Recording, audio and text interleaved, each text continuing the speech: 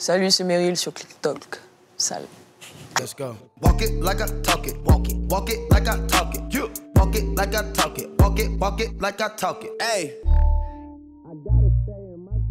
Ça va, Meryl? Ça va. Alors, pour ceux qui ne te connaissent pas encore, tu as 24 ans. Ouais. Tu viens de Saint-Esprit en Martinique. Et le 21 février, tu sors ton premier projet qui s'appelle Jour avant caviar. Tout à fait. En Martinique, tu avais déjà un public fidèle, on te connaît déjà un peu là-bas. Mais en France, on a commencé à te connaître avec ton morceau Ah là là. On regarde un extrait. Salut. Monté sur Paname, 0 heure, ils m'ont dit non mais non, je pensais qu'ils me connaissaient mieux que ça, mais non mais bon. Sensible, gâché, t'es pequeño, popé. Pour pas d'alibi, vu que je serai partout, ouais. Fille à papa, bien sûr que j'aurais niqué leur mère. Fille à papa, bien sûr que j'aurais niqué leur mère. La seule fois qu'ils nous soufflent les portes, c'est pour nous foutre dehors. Alors si je défonce tout, ne me dis pas mais non mais non. Ce morceau, il a énormément tourné. Qu'est-ce qui a changé dans ta vie depuis la sortie de ce morceau? Déjà tout. Déjà depuis, comme tu as dit, avant qu'elle la sorte, on a sorti Béni, on a sorti Woulan. On avait sorti 2 sons avant, mais Béni, ça a vraiment explosé là-bas. Et chez moi, du jour au lendemain, c'était plus... Enfin, je suis devenue... Enfin, tout le monde veut une photo. Je peux pas aller faire mes courses tranquillement. Enfin, quand je dis ça, on s'entend bien. C'est-à-dire que c'est plus la même chose. Les gens me regardent autrement. Déjà, les gens me reconnaissent. Et puis, ça commence déjà un petit peu en France. La dernière fois, je vais acheter un truc. Et un mec, il se retourne. Il me dit, mais tu fais pas de la musique, toi? Ouais, franchement, lourd. Et je reste debout 5 minutes dans la rue. Et il y a quelques personnes qui me connaissent. Ça se voit dans les regards. Ils savent pas encore c'est qui vraiment, mais ça commence, tu vois. C'est ce qui a changé, le regard des autres. C'est tout, hein. Il y a une phrase dans ce morceau qui m'a marquée. C'est la seule fois qu'on nous ouvre les portes, c'est pour nous foutre dehors. Ouais. Qu'est-ce que tu veux dire par là? Ça veut dire quoi, cette phrase? Déjà, c'est mon rapport avec l'école. C'est-à-dire que tous ceux qui... En fait, je trouve qu'il n'y a pas de place pour ceux qui... Il n'y a pas forcément de solution pour ceux qui sont un peu, pas atypiques, mais qui aspirent à faire autre chose que de suivre le processus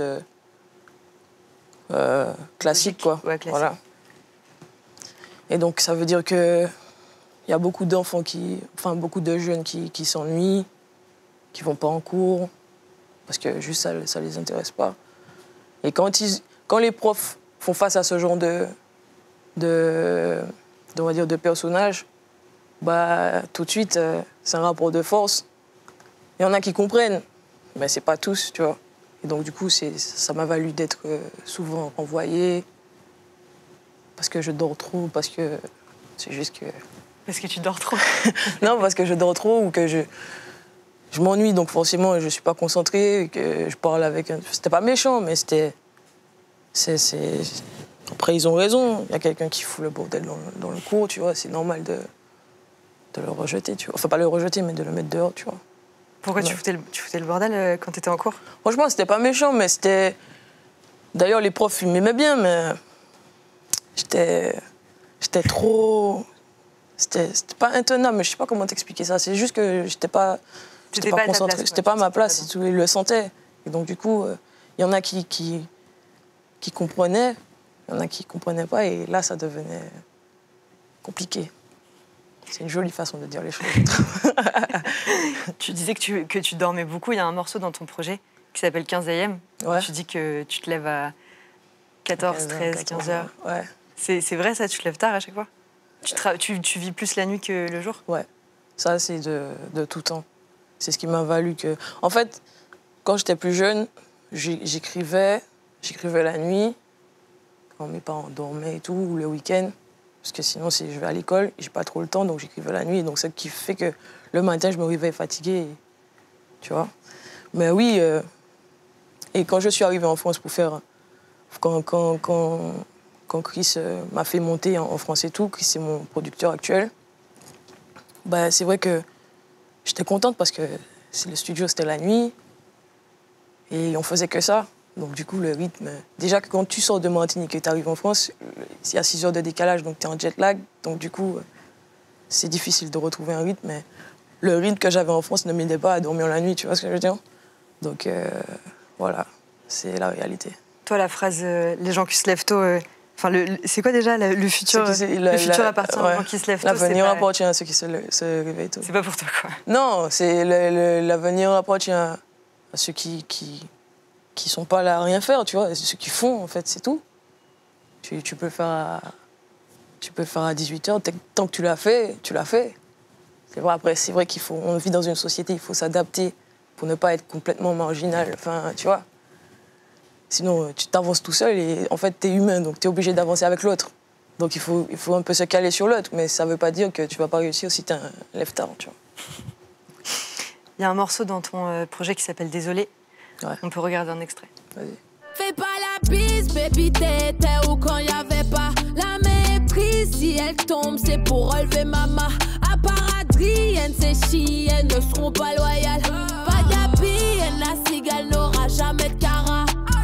Fumiste et malhonnête sur la sellette. Ce ne sera jamais par besoin si j'accélère. Ils croyaient pas en moi, ces ordures. Rate de mes pleines. Dedans, tu dis on s'habitue pas à la S. Qu'est-ce que ça veut dire? Tu crois qu'on s'habitue pas on s'habitue plus à la... Confort. Qu'est-ce que ça veut dire on s'habitue pas à la S? C'est que quelqu'un il peut avoir vécu 20 ans pas dans la misère, mais dans des moyens de précarité, ou enfin, je sais pas. Il va jamais te dire ouais, cool. Je sais pas, il va jamais te dire ça. Il va te dire, même 20 ans après, même 40 ans, même si il a l'habitude de le vivre, ben, ça va pas lui déplaire que de, je sais pas, d'avoir une nuit, enfin je dis n'importe quoi, une nuit à l'hôtel ou 5 000 euros sur son compte une fois comme ça va pas... Je sais pas comment expliquer ça. Personne n'est voué à vivre dans le besoin, en fait, comme ça. C'est nul, on n'est pas ici pour ça, on n'est pas né pour ça. Juste après ça, tu dis ma vie sera la best, et j'ai l'impression que tout ton projet, c'est un peu ça que ça revendique. Ouais. Enfin, même rien que le titre, ça s'appelle Jour avant caviar. Ouais. Enfin, j'ai l'impression que avec ce projet, tu dis vraiment que c'était la merde. Ouais, en fait, c'est bon, ton but, c'est d'avoir une bonne vie et de... Ouais. C'est de la frustration. Ce projet-là, c'est l'expression de toutes ces années de frustration, c'est pas drôle, tu vois, encore moins pour une enfant, enfin, c'est pas drôle. Je sais pas quoi dire d'autre, c'est tout ce qui m'a motivée, c'est le manque d'argent, tout ça, c'est tout ce qui m'a motivée dans ma vie. Et justement, quand tu étais petite, il me semble que tu avais déjà un rapport avec la musique. Ouais. Il me semble que ton père, il te faisait écouter des instruments. Mon père était amoureux de la musique, mais il ne voulait pas que je fasse de la musique. Ah bon? Ouais. Et il avait peur, c'est de la peur. Il préférait que... Comme j'avais un potentiel en sport, et à l'école aussi, il me disait, vaut mieux que de la musique, la musique, ça revenait souvent, la musique c'est éphémère, la musique c'est aléatoire, la musique nanana, la musique ceci, on vit pas de la musique, nanana, encore moins aux Antilles. Quand ta fille ou ton fils te dit j'ai envie de faire de la musique, t'as peur, tu te dis wesh, fais tes études d'abord, enfin c'est ce qu'il me disait.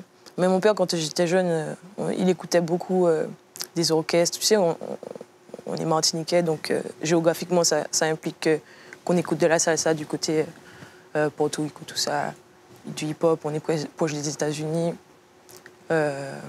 du compas, de la dancehall, et du reggae, la Jamaïque, la soca, Trinidad, du bouillon.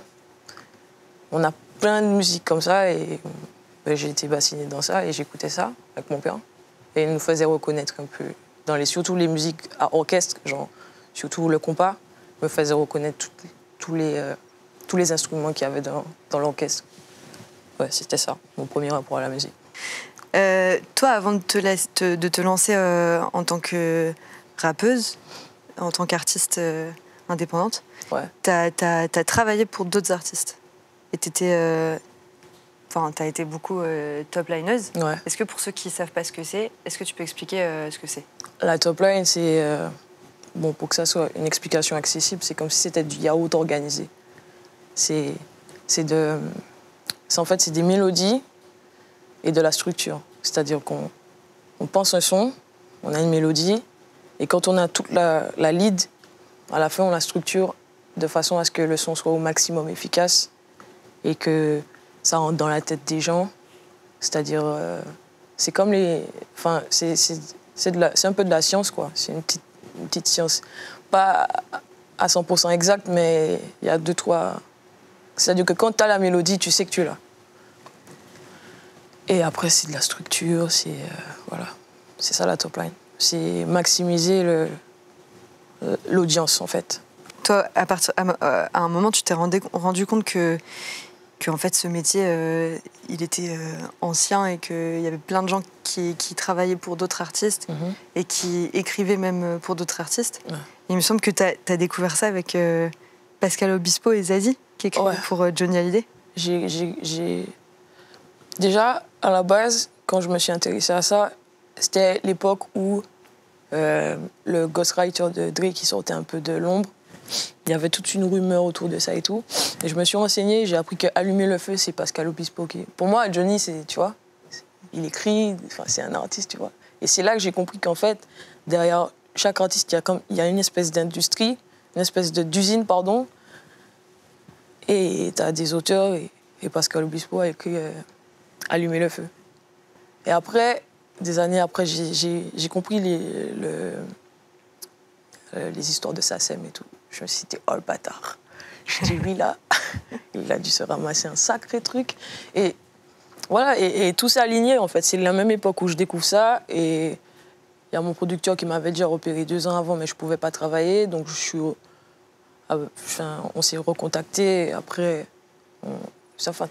pendant que je découvre tout ça, c'est dans les 6 mois là, tout a changé, tu vois. Je me suis dit, vas-y, hein, on y va. C'est tout. Et tu as travaillé pour plein d'artistes différents. Tu as travaillé pour Timal, SCH, Matt Pokora, Soprano, Niska. Tu as travaillé sur le dernier projet de Shai, Antidote, sur plusieurs morceaux de son album, il me semble. Ouais. Il y en a un, moi, que je kiffe trop, c'est Notif. On regarde un extrait. Vas-y.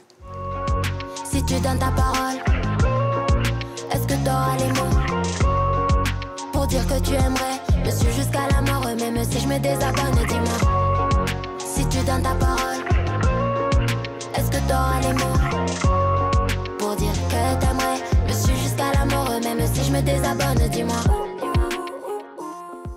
Mais celui-là, c'est-à-dire que c'est pas celui où j'étais le plus impliqué, c'est-à-dire que c'est vraiment celui-là, c'est vraiment elle a travaillé avec le motif. C'était la prod de Junior, la prod, je crois, ou je sais plus. Mais c'est plutôt le motif sur celui-là. Et concrètement, qu'est-ce qui se passe en fait? Du coup, t'écoutes une prod, tu travailles avec l'artiste directement quand tu fais ça?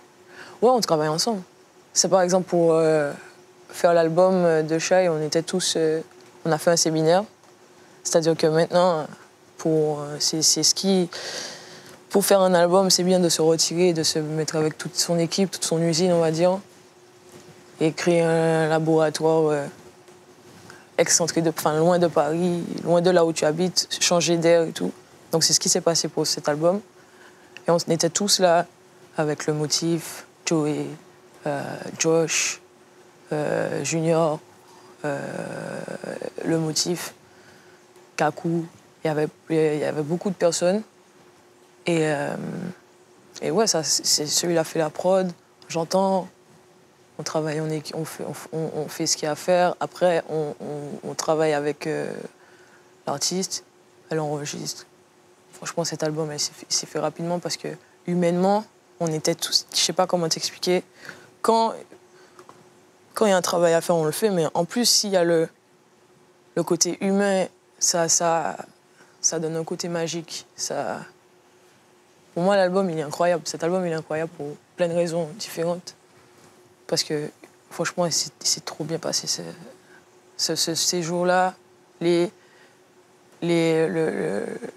ressentis, comment ça s'est organisé, il y avait... C'était vraiment bien.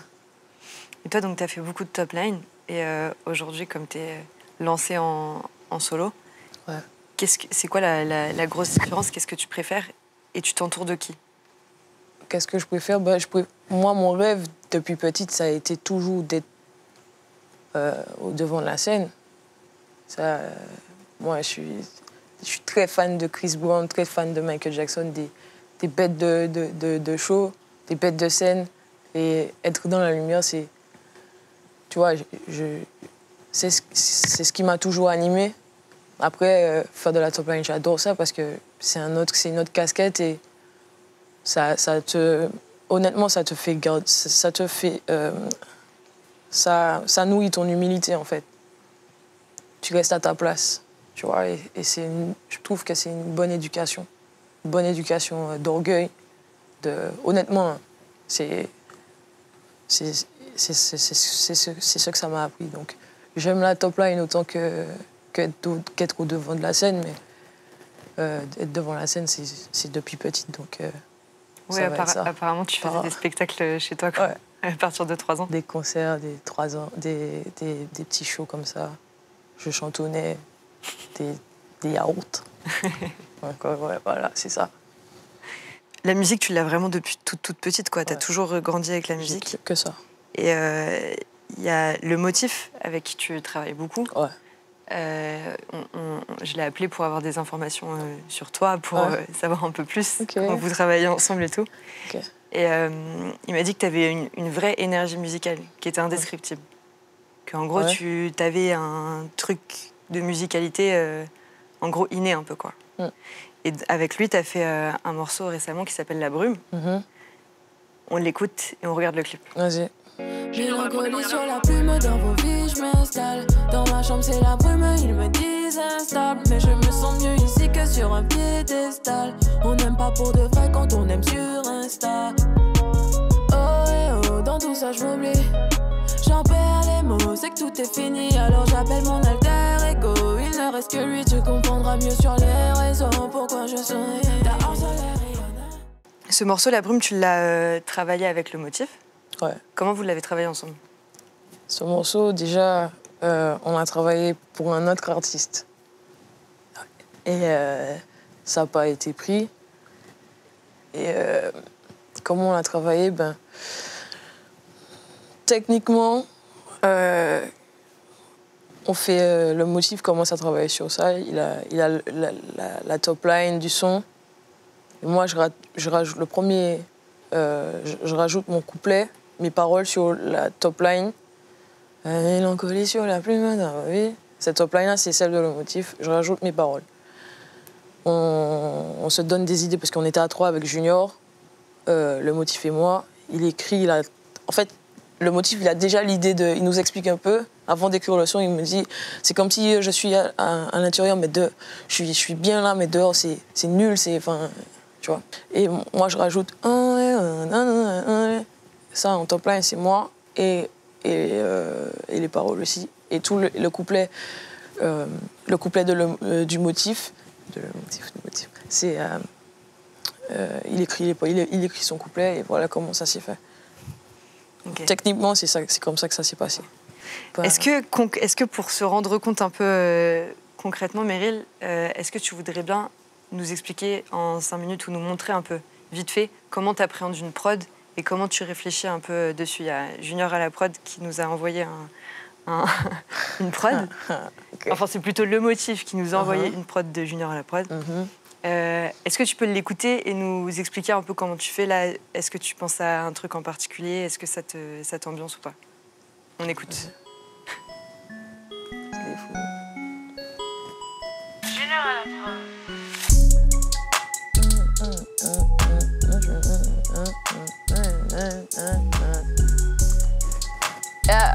Yeah.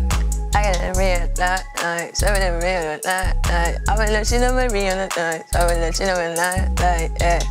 I got it like this, I got it like this, I got it like this, so it like this, so it like this, so it like this, whatever like this, so it like this, whatever like this, so it like this, so it like this. I got that shit, nah,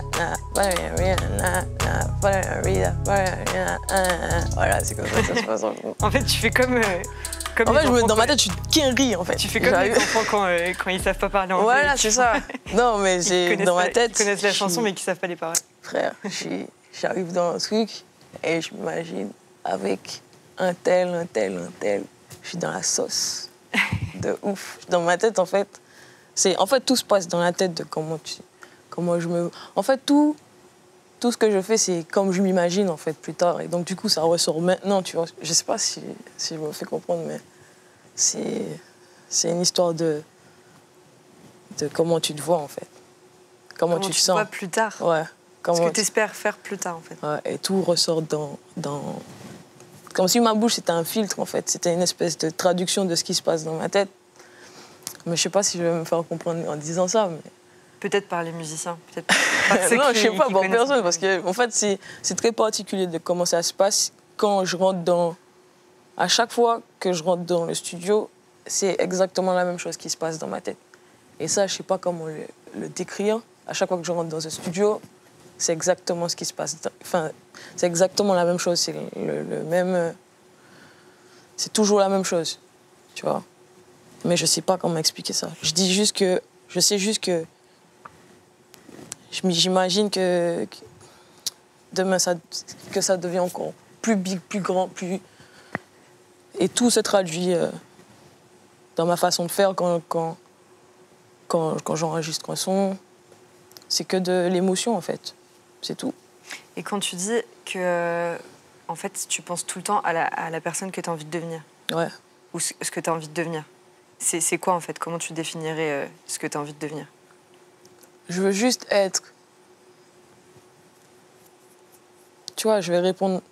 Je vais pas répondre, je veux être riche, parce que ça, tu vois, c'est un fait, mais c'est pas le plus important. Je veux juste être un modèle, je veux être une référence pour les petites filles et les petits garçons, tu vois, qui rêvent de faire grand. Surtout que quand tu viens d'une insularité, tu viens de la Martinique, tu viens de loin, franchement, ça paraît... Déjà, que je sois là, je vais pas mentir, j'ai presque envie de pleurer, tu vois, parce que c'est chaud, tu vois. Après, c'est le début, tu vois. Mais j'ai juste envie de dire que tout est possible, tu vois. Il n'y a rien qui soit... Il n'y a rien qui soit impossible. Franchement, quand tu as un truc, même si tu veux devenir médecin, tu veux devenir entrepreneur, tu veux devenir... Et je veux surtout parler aux gens de chez moi, tu vois. Je veux toucher le maximum de personnes, ici, là-bas, même le... Tu sais, je parle... Il y a des gens qui sont loin de Paris et qui considèrent que c'est loin, tu vois. Ceux qui sont en province et tout considèrent que c'est loin. Je veux parler à ces gens-là et que tout est possible. Tout est possible. C'est tout. À quel moment tu t'es rendu compte parce que j'ai l'impression que souvent il y a des déclics où tu te dis ah en fait j'ai cru que c'était impossible, maintenant Non, j'ai j'ai confiance en moi. Et t'as jamais cru que c'était J'ai impossible? jamais cru que c'était impossible. Je dis juste que c'est difficile, ce sera compliqué. Je suis passée par... Enfin, tu passes... De toute façon, même si tu as toujours vécu dans la richesse ou si tu veux ouvrir une entreprise, ben en quelque sorte, tu auras à te battre. Parce qu'il faudra te lever le matin. Déjà, se lever le matin, c'est se faire violence. Enfin, pour moi, c'est se lever le matin, c'est faire un truc tous les jours, être dessus, s'acharner dessus. Tu as un objectif. Il faut se lever, c'est tout. Il y a un morceau que j'aime beaucoup qui s'appelle Béni. Ouais. Qui est un morceau que tu as sorti il y a déjà pas mal de temps. Ouais. Qu'est-ce que tu racontes dans ce morceau? Ce morceau, en fait, on l'enregistre quand... C'est le premier morceau dans la semaine qu'on avait prévu pour enregistrer le projet. Il s'est fait en 1 semaine et demie, ce projet. Et c'est le premier morceau que j'enregistre. Et c'est vraiment avec Johnny, c'est vraiment le... Tu sais, il y a le avant caviar, mais le avant caviar. Et c'est vraiment ces morceaux. Johnny et Benny, c'est vraiment des morceaux avant caviar. C'est mon état quand je me retrouve dans l'avion et que je j'arrive à Paris et que je laisse tout, j'abandonne tout, j'ai même pas 15 € dans ma poche. Et tu dois te raccorder à... Enfin, ce son-là, il dit par A, c'est comme un niveau C. Enfin, tout ce que j'ai vécu avant, ça va aller parce que ma maman prie et je suis bénie, tu vois. Ça ira, tu vois. C'est vrai que la vie, c'est dur. Je dis que c'est vrai que la vie, c'est dur, mais il y a pire. Il y aura toujours pire. Et c'est ce qui me donne la force de me dire que ça va, tu vois. Tu manges ton riz blanc aujourd'hui, demain, tu travailles pour un objectif. Donc, il est 100% atteignable si tu te donnes les moyens. Donc, ça ira. On va en rire dans 10 ans, tu vois. Et il y aura toujours... Et moi, là, quand je mangeais du... Je dis ça, mais quand je mangeais du riz blanc, on va dire, je mange. Tu vois? Il y en a, ils ne mangent pas. Après, s'il y a un peu de sauce avec, c'est mieux. Sauce, ça passe, hein. En gros, ça passe, un peu de ketchup, ça passe fort. Bon, merci beaucoup, Meryl. On termine avec Benny, du coup, le clip. Vas-y, sale. En lampade, en poche main, si toutefois on t'est fait fausse route. En bambi, grand joker, en cas sorti, si ni en doute. Ça fait la vie arrête, mais ça t'est pris, et puis ça qui ça ouvre tout. Mais à t'es pas oublié, en bagaille capitale. En béni, en béni, en béni, en béni, en béni, en béni.